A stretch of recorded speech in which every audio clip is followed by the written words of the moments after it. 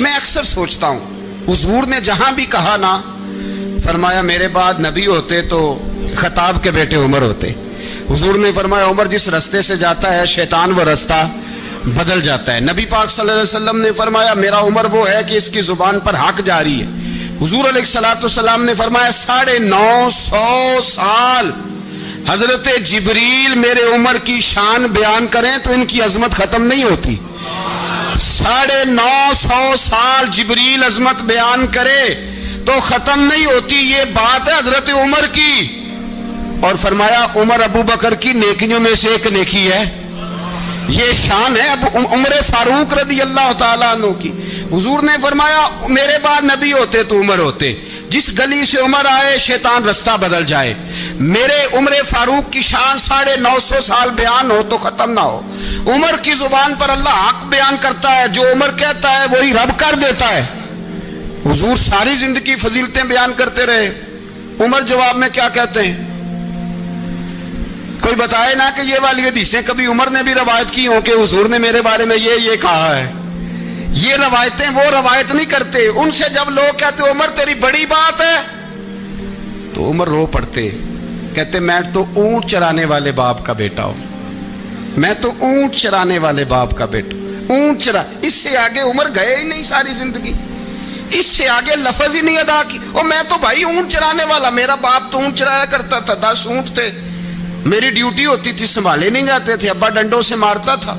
ساری زندگی عمر حج کرنے گئے. ایک خشک تنا کھجور کا عمر فاروق رضی اللہ تعالیٰ عنہ نے اس کو اپنے کلاوے میں لیا. رونے لگے. لوگوں نے کہا عمر کیا ہوا؟ فرمانے لگے یہاں میں اونٹ چرایا کرتا تھا، یہاں میں اونٹ چراتا تھا. 10 اونٹ سنبھالے نہیں جاتے تھے. دیکھو رسول اللہ کی شان. آج ساری امت چلانے کا طریقہ عطا فرما دیا ہے. ساری نظریے سے پیار. یار پیسہ کس کو برا لگتا ہے؟ آپ جس آدمی کی 50 کروڑ کی پراپرٹی ہے اس کو پوچھیں سب سے غریب، آپ کو وہی نظر آئے گا. وہ کہے گا میں ٹائٹ ہوں. حالات بڑے. میں کئی باری پوچھے انہوں نے، میں کہتا ترجمہ بھی 10 چھڑوں کی ہمیں تو سمجھ نہیں آتی. اور ٹائٹ حالات کون سے ہوتے ہیں جی؟ جس آدمی کا کروڑوں میں کاروبار ہے نا اس کو آپ چھیڑے وہ رونے لگ جائے گا. رونے تو کئی میں نے ایسے دیکھے ہیں کرائے کا مکان ہے. ان سے پوچھے صاحب کیا حال ہے تو کہتے ہیں جتنی اللہ نے شان والی زندگی ہمیں عطا کی ہے کسی کو نہیں دی ہوئی. اس کا مطلب ہے خوشی بھی یہی ہے اور غم بھی یہی. اندر سے خوشی ہے، اندر سے ہی. تو نے اگر راضی رہنا ہے تو ادھر سے رہنا ہے، ناراض رہنا ہے تو بس اپنے آپ کو خوش رکھے گا تو ہو جائے گا. سارے صحابہ مل کے آئے، کہنے لگے عمر فاروق سے کہنا ہے نبی پاک کے زمانے میں تو ظاہراً غربت تھی، ابو بکر کے دور میں بھی غربت تھی، اب تو بڑا محال ہے.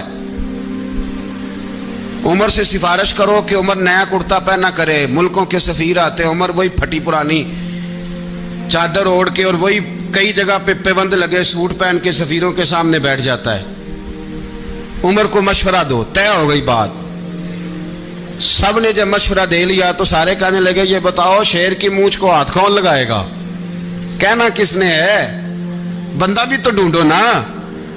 نے کہا جناب میرا یہ خیال ہے کہ مولا علی شیر خدا کہیں گے، کیونکہ جس شخص کی عمر کو سب سے زیادہ حیا کرتے دیکھا وہ شیر خدا مولا علی ہے رضی اللہ تعالی علی کہیں گے. اس لیے کہ جناب علی تو کئی دفعہ جب گفتگو کرتے تھے تو حضرت عمر چپ کر جاتے تھے اور فرماتے تھے علی نہ ہوتا تو میں ہلاک ہو جاتا. تو کہا علی سے کہو. جناب علی شیر خدا کو بلایا.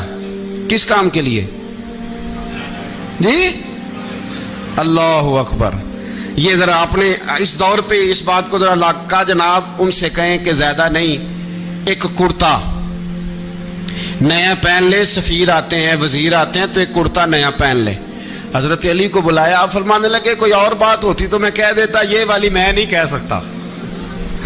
کوئی اور ہوتی تو میں عمر کو کئی دفعہ کہہ دیتا ہوں، جلال میں بھی تو سن، یہ والی میں نہیں کہہ سکتا. میں تمہیں ایک مشورہ دیتا ہوں. کہا وہ کیا؟ کہنے لگے سیدہ عائشہ صدیقہ سے کہو، وہ مومنوں کی ماں ہیں، عمر ٹالے گا نہیں. اماں جی سے جا کے کہا اماں جی نیا کرتا عمر سے کہیں پہن لیں. وزیر آتے ہیں، بڑے بڑے لوگ، تو چلو کوئی حرج نہیں. اماں جی نے کہا اچھا کوئی بات نہیں میں بلا لیتی ہوں. جناب عائشہ نے پیغام بھیجا جب خادم نے کہا نا مصطفیٰ کے گھر سے پیغام آیا ہے، تو 20 لوگ بیٹھے تھے، عمر کانپتے ہوئے اٹھے، کانپتے دوڑے. حضرت عائشہ پردے میں تھی تو فرماتی ہیں عمر اتحیات کی حالت میں بیٹھ گئے. کہا اماں جی دیر تو نہیں ہو گئی مجھے آنے میں؟ کہا نہیں، ٹائم پہ آ گئے ہو. کس لیے بلایا تھا؟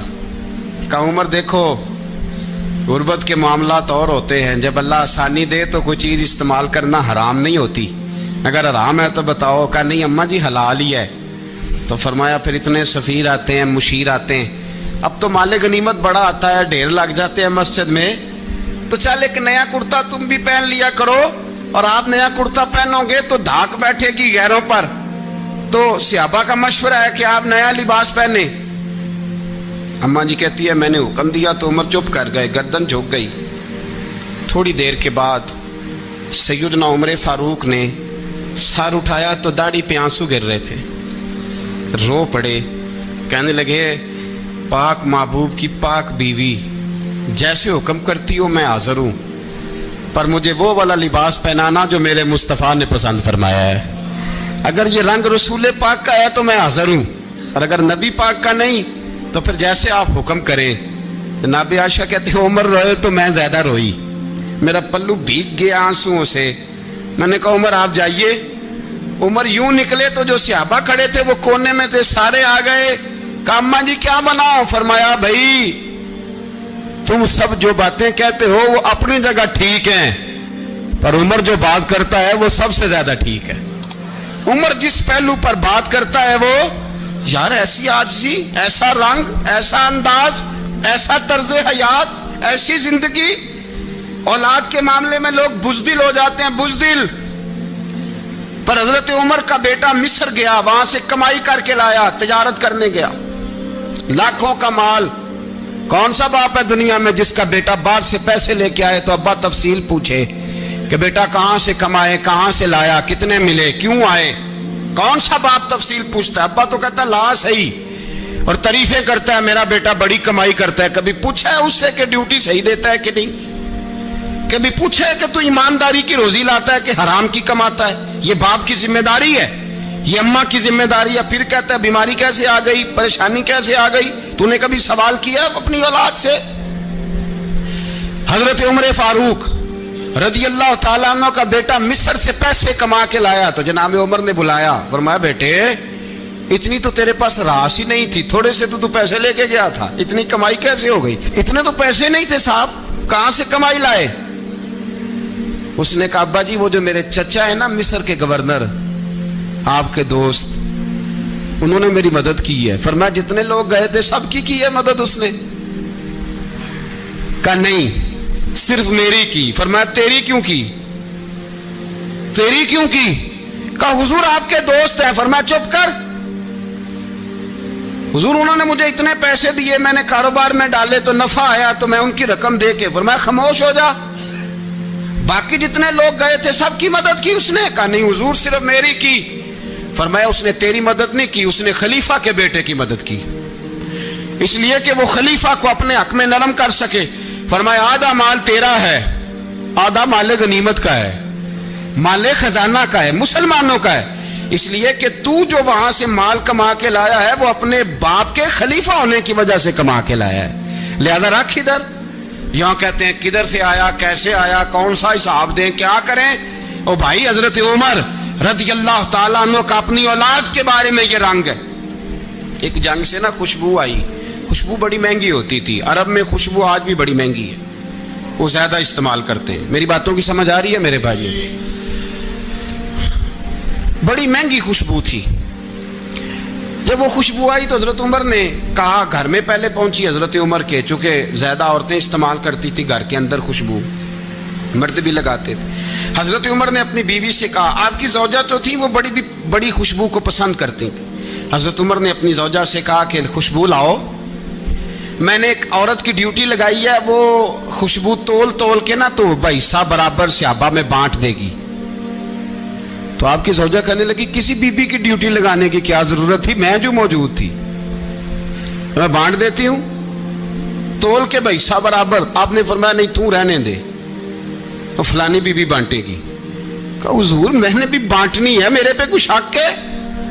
آپ نے فرمایا نہیں, تو تفصیل نہ پوچھ, تو خوشبو دے دے, کوئی اور بانٹے گی. خاتون کھانا تینا کہنے لگی نہیں مجھے بھی آج آپ کو بتانا ہی پڑے گا کہ کوئی جو بانٹ سکتی ہے تو میں کیوں نہیں بانٹ سکتی.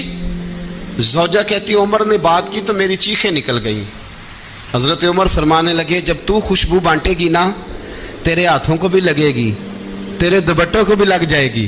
اگر رب کریم نے مجھ سے سوال پوچھا کہ عمر خوشبو تو مسلمانوں کی تھی, تیری بیوی کے دوپٹے کو کیوں لگ گئی, تو میں اللہ کے حضور کیا جواب دوں گا؟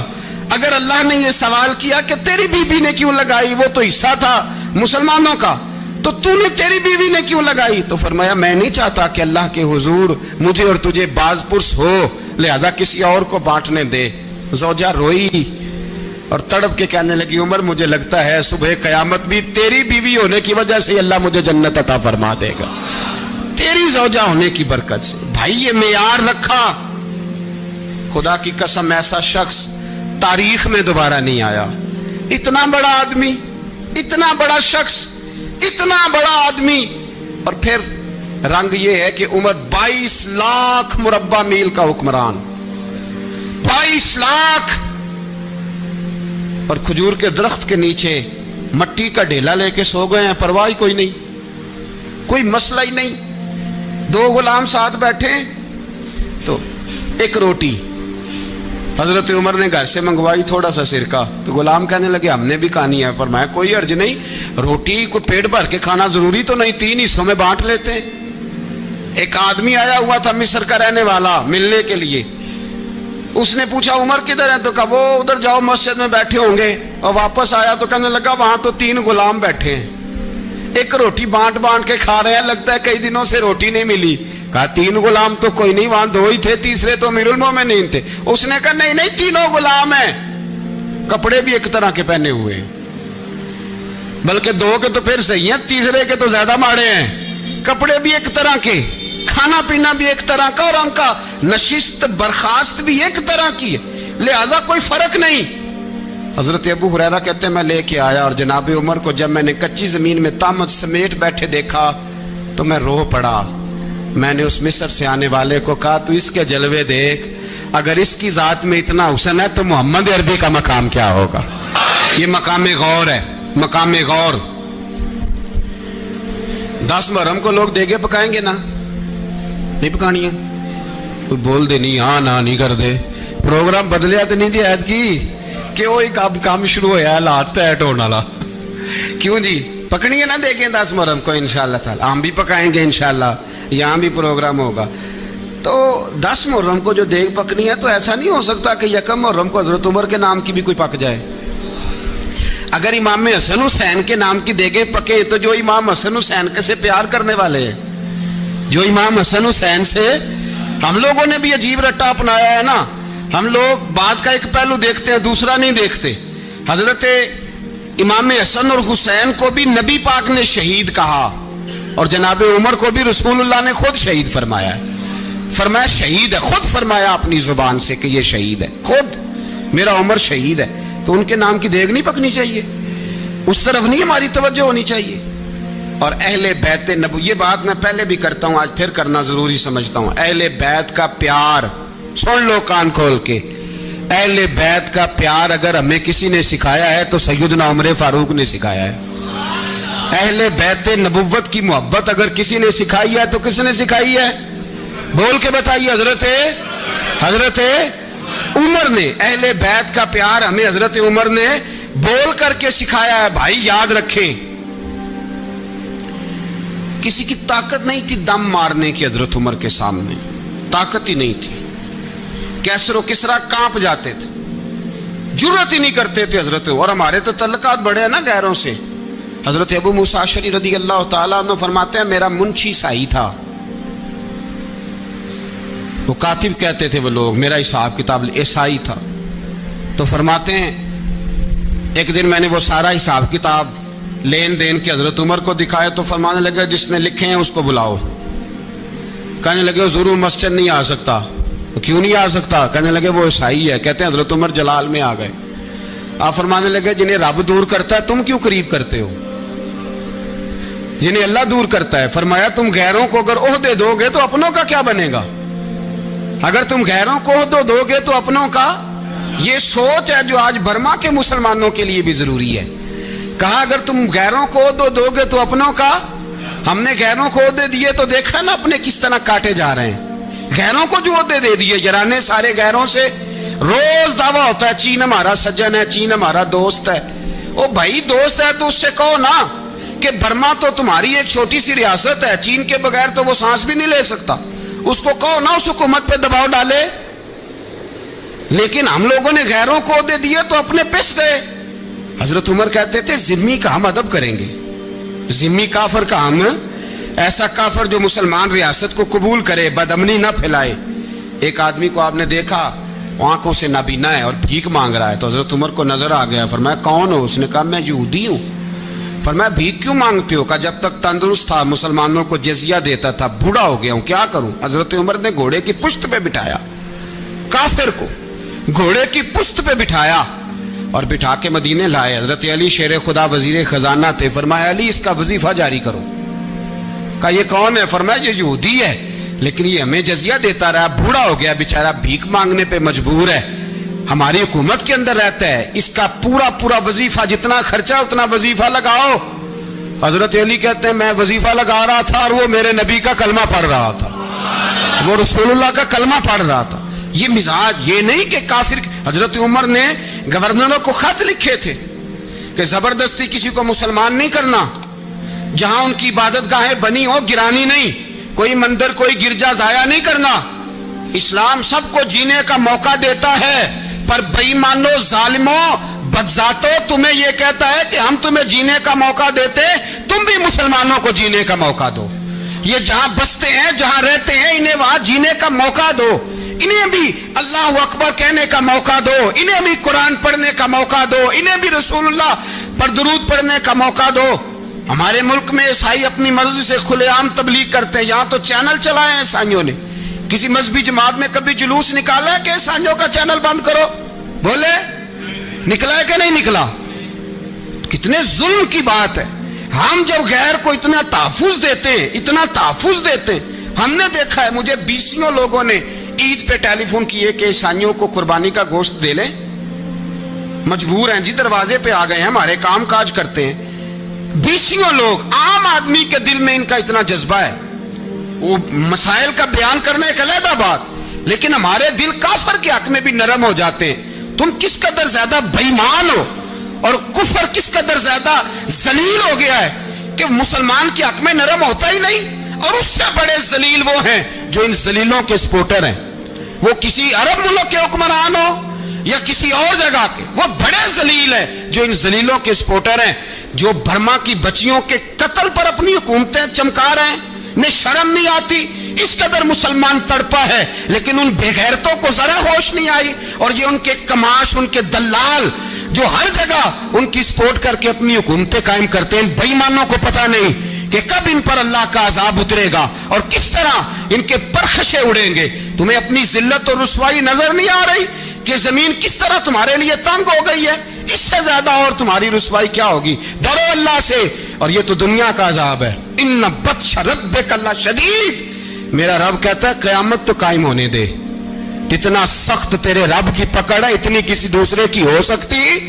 याद रखें और थोड़ा एहतियात करें हम सब लोग भी, जो हम लोग आधी जुबान बोल के भी इनकी सपोर्ट करते हैं। अब शर्म आनी चाहिए हमें इन हुकूमतों की सपोर्ट करते जो मुसलमानों की लाशों के ऊपर हुकूमतें कायम करते हैं, शर्म आनी चाहिए। बहरहाल बात दूर निकल जाएगी और मैं अपने मजमून पे रहता हूं। अहले बैत का प्यार अगर सिखाया है तो जनाब उमर ने सिखाया है, रदी अल्लाह ताला अन्हो, इमाम हसन मिलने। आप यकीन करें मैं जब इस वाकया को पढ़ता हूं तो मेरा दिल झूम जाता है। मैं कहता हूं यार डाटा होना अपनी जगह पे, इश्क होना अपनी जगह पे, इंसान का बावकार होना अपनी जगह। जहां खड़े होना था वहां ये खड़े होते थे और जहां झुकना था वहां ये इन लोगों में इकबाल ने कहा था तेरी निगाह नाज से दोनों मुराद पा गए, अकले गियाबो जुस्तजू इश्के हुजूरो इस तरह। जहां अगर आया है सामने कैसरो किसरा तो उमर जैसा दलेर कोई नहीं, अगर सामने आया ईरान का बादशाह तो उमर ऐसा तगड़ा कोई नहीं। अगर आया है सामने गुस्सान का बादशाह तो उमर जैसा आदिल कोई नहीं। लेकिन अगर अली का बेटा आया है, अगर फातिमा के लाल पारे आए हैं, तो फिर फारूक आजम से जैसा मुहिब कोई नहीं, फिर उनसे जैसा प्यार करने वाला कोई नहीं। अंदर बैठे हैं जनाब उमर, अंदर तन्हाई में कुछ वजीरों से गुफ्तगू हो रही है, मीटिंगें जारी हैं। आपके बेटे मिलने आए जनाबे अब्दुल्ला इब्ने उमर, अब्बा जी मिलने आए। बात ठहरो, बात कर रहा हूं, कोई ना अंदर आए। साहबजादा बाहर खड़ा है। थोड़ी देर गुजरी तो इमाम हसन भी आ गए। कौन आए? आपको अजर मिलेगा इमाम साहब का नाम लेने से, वो सरदार हैं जन्नतियों। कौन आए? सारे बोलिए। इमाम हसन, तेरी नस्ल पाक में है बच्चा बच्चा नूर का, तू है ने नूर तेरा सब कराना। इमाम हसन आए तो हजरत अब्दुल्ला इब्ने उमर को दरवाजे पे खड़े देखा। कहा अमीरुल मोमिनीन कहाँ हैं? कहने लगे हजरत उमर के बेटे। कहने लगे वो अंदर बैठे, कुछ मीटिंग हो रही है और उन्होंने कहा कोई अंदर ना आए, लेकिन आप जाना चाहें तो चले जाएं। आप जाना चाहें तो, तेरी नस्ल पाक में है बच्चा बच्चा नूर, आप जाना चाहें तो चले जाएं। तो उन्होंने कहा जब आप बाहर खड़े हैं तो मुझे कोई इतना जरूरी काम नहीं, और अभी जोर की नमाज थोड़ी देर में होगी, मैं मस्जिद में मिल लूंगा अमीरुल मोमिनीन से। ये बात कह के इमाम हसन चले गए। यार इतनी बड़ी बात नहीं थी, इतनी बड़ी बात नहीं थी। वो मेरे उस्तादों का बेटा भी आए तो कहा ठीक है जी वो सोए हुए हैं, तो कोई गर्ज नहीं यार, मैं ठहर के आ जाऊंगा, कोई बड़ी बात नहीं थी। देखा जाए तो बड़ी बात नहीं थी, पर बात बहुत बड़ी थी, इसलिए कि ये खाली हसन नहीं, ये हसन इब्ने अली है, ये हजरत फातिमा के लख्ते जिगर। हजरत उमर बाहर निकले, अब्दुल्ला इब्ने उमर से पूछा कोई आया तो नहीं? तो कहा हुजूर इमाम हसन आए थे। तो कहा फिर शहजादे को अंदर क्यों नहीं भेजा? कहा मैंने कहा था। वो कहने लगे अगर अमीरुल मोमिनीन मसरूफ हैं तो मैं जोहर में मिल लूंगा। हजरत उमर रोने लगे, फरमाया बेटे तूने अच्छा नहीं किया। फिर मस्जिद नहीं गए, सीधे इमाम हसन के दरवाजे दस्तक दी। इमाम हसन बाहर आए, कहा शहजादे आए थे तो मिले क्यों नहीं? तो इमाम हसन कहने लगे हुजूर आपका अपना बेटा दरवाजे पे खड़ा था, आपका अपना बेटा दरवाजे पे खड़ा था, और मना भी किया था आपने, तो मैं जोर में मिल लेता। हजरत इमाम हसन फरमाते जोश जज्बात में जनाबे उमर ने सर से पगड़ी उतार दी, जोश जज्बात में। कहने लगे हसन मेरे बेटे का और आपका क्या मुकाबला? क्या उसकी मां का नाम फातिमा ज़हरा है? क्या उसकी नानी का नाम खतीजतुल कुबरा है? क्या उसके नाने का नाम मोहम्मद मुस्तफा है? आपका और उसका क्या मुकाबला? फिर रो पड़े और कहने लगे बेटे मैं मक्के के सहराओं में ऊंट चराया करता था, ये जो मेरे सर पर इज्जत के बाल है ये तेरे नाने के उगाए हुए। मैं मक्के के खबरदार शहजादे खबरदार। ओ भाई अहले बैत नबुव्वत के अदब का रंग अगर सिखाया है तो सैयदना उमर ने सिखाया है। हजरत उमर फारूक अथॉरिटी है, इस्लाम की अथॉरिटी। यकम मुहर्रम हजरत उमर की शहादत है। यहूदी बोल उठा, काफिर बोल उठा। अगर 6 महीने उमर दुनिया में और रहते तो दुनिया में कोई काफिर मौजूद न होता। 6 महीने। और जब इस बतले जलील का जनाजा उठा, अल्लाह बुखारी पढ़िए ना, अल्लाह मरजुकना शहादतन फी सबीलिक, अल्लाह बिस्तरे की मौत ना देना, शहादत की देना। उमर शहीद हुए, मस्जिद नबी में नमाज पढ़ाते। और जब जनाजा उठा तो मदीने का फिर पीछे जो दलेर बचे वो मौला अली थे। मौला अली, जनाब उमर का जनाजा उठा तो सबसे पहली हाय जो निकली वो हजरत अली की जुबान से निकली। और हजरत अली की सारी दाढ़ी आंसुओं से भर गई। लोगों ने कहा कि अली क्या हुआ? फरमाने लगे तुम देख नहीं रहे जनाजा किसका उठा है? पलट के देखो तो सही, तुम पता नहीं ये कौन गया है। कहा हुजूर क्या हुआ? आप फरमाने लगे उमर इस तरह के काम करके गया है, अब इनके रस्तों पे कौन चलेगा? कौन इसके जिगर राहे वफा में? मैं नक्श ऐसे छोड़ आया हूं, मैं जिस मंजिल से गुजरा हूं वो अब तक याद करती है। हजरत अली हजरत उमर के जनाजे पे खड़े होकर कहते हैं अल्लाह मुझे उस तरह के अमल करने की तौफीक दे जिस तरह के उमर करके गया। मेरे भाई बतले अजीज, बतले हुर्रियत हजरत उमर रदी अल्लाह ताला अन्हो, जो अपनी जिंदगी इनकलाब वाली गुजार के गए। عمر جب دنیا سے گئے تو 80 دینار کا قرضہ تھا، 22 لاکھ مربع میل کا حکمران، اور اپنے بیٹے سے کہنے لگے بیٹے کوشش کرنا تیرے خاندان والے مل کے میرا قرضہ اتار دے، میری قبر پہ بوجھ نہ رہے، اور اگر خاندان والے مدد نہ کریں تو میرے دوستوں سے بات کرنا، وہ مدد نہ کریں تو پھر علی سے بات کرنا۔ ان کا پیار آپس میں اتنا، اور تو اختلاف ثابت کر رہا ہے۔ 80 دینار کا قرضہ چھوڑ کر حضرت عمر دنیا سے گئے اور جاتی دفعہ کہہ گئے میرے بعد میرے بچوں کو حکومت کے مشورے میں بھی شامل نہ کرنا، حکومت کے مشورے میں بھی میری اولاد شامل نہ ہو۔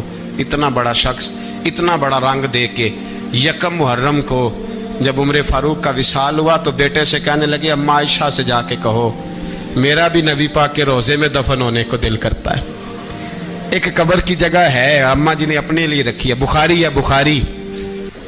حضرت عائشہ کے پاس صاحبزادے گئے، کہنے لگے اماں جی عمر کو زخم لگ گیا ہے، حالت بڑی پریشانی والی ہے۔ وہ کہتے ہیں اگر اماں اجازت دیں۔ سید عائشہ رو پڑی، فرمانے لگی کہ اپنی قبر کی جگہ تو نہیں نہ کسی کو دیتا، پر عمر نے کمال ہی بڑا کیا، اسے کہو جاؤ گنبد خضرا میں قیامت تک جو مصطفیٰ پہ اور ابو بکر پہ سلام پڑے گا وہ تجھ پہ بھی سلام پڑھ کے جائے گا، جاؤ میں نے جگہ دی۔ اعلیٰ حضرت فاضل بریلوی رحمۃ اللہ علیہ فرماتے ہیں وہ عمر جس کے آداب شیدا شکر، اس خدا دوست حضرت پہ لاکھوں سلام، اس خدا دوست حضرت پہ۔ آپ یقین کریں ممبر پہ بیٹھا ہوں، حضرت عمر کا جب نام لیتا ہوں تو میرے وجود کے رونگٹے کھڑے ہو جاتے ہیں۔ حضرت عمر کی زندگی جب پڑھتا ہوں تو لگتا ہے خدایا ایسے شخص بھی دنیا میں آئے۔